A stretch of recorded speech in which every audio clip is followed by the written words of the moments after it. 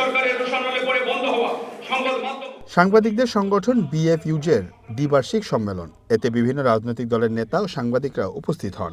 এ সময় বিভিন্ন দাবি তুলে ধরেন সাংবাদিক নেতারা।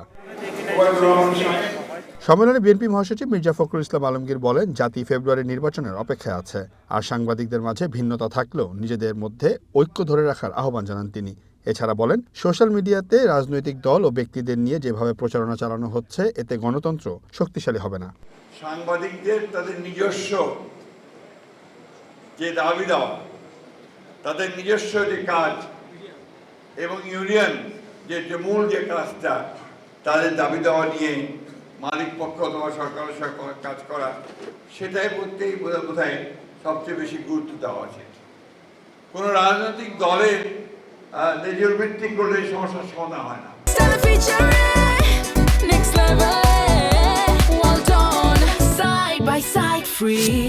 আপনারা জানেন যে এমন একটা সময় এখন, যে সময়টার জন্য গোটা জাতি অপেক্ষা করে আছে, যে আগামী ফেব্রুয়ারি মাসে একটি নির্বাচনের মধ্য দিয়ে একটা গণতান্ত্রিক ব্যবস্থায় আমরা ফিরে যেতে সক্ষম হব।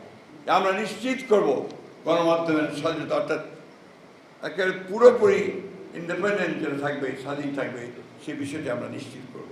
এদিকে জামায়াত সেক্রেটারি জেনারেল গোলাম পরোয়ার বলেন, বিভিন্ন কর্পোরেট হাউসগুলো মিডিয়াকে অনৈতিক সুবিধার জন্য ব্যবহার করছে। বিভিন্ন গণমাধ্যম পুঁজিবাদীদের দুর্নীতির পাহারাদার হিসাবে কাজ করছে বলেও মন্তব্য করেন তিনি।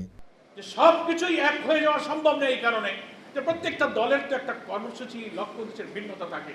কিন্তু এটাও ঠিক যে কিছু কমন ইস্যুতে একটা ন্যাশনাল কনসেনসাস থাকতে হবে, যাতে জাতির কঠিন সময়ে আমরা রাজপথে ফ্যাসিবাদ বিরোধী আন্দোলনের মতো একটা সময় দাঁড়াতে পারি। সাংবাদিকদের আজকে দুর্দিনে পাশে এসে দাঁড়াবার বড় শক্তি হচ্ছে আপনাদের ঐক্য, সাংবাদিকদের ঐক্যটাকে অটুট রাখা।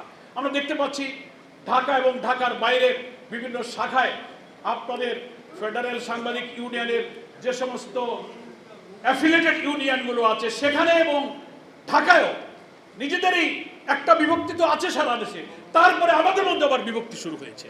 ফলে রাজনীতির জায়গায় রাজনীতি থাকুক, সাংবাদিকদের ঐক্য যদি আমরা ধরে রাখতে পারি, তাহলে আমরা জাতি গঠনে, গোটা জাতিক ঐক্যের ক্ষেত্রে আমরাও কিন্তু ভূমিকা রাখতে পারবো। এদিকে প্রেস ক্লাবের সামনে এক প্রতিবাদ সভায় বিএনপি চেয়ারপারসনের উপদেষ্টা জয়নুল আবেদিন ফারুক বলেন, ক্ষমতায় গেলে রাষ্ট্রীয় প্রতিষ্ঠান ধ্বংসকারীদের বিচারের আওতায় আনা হবে।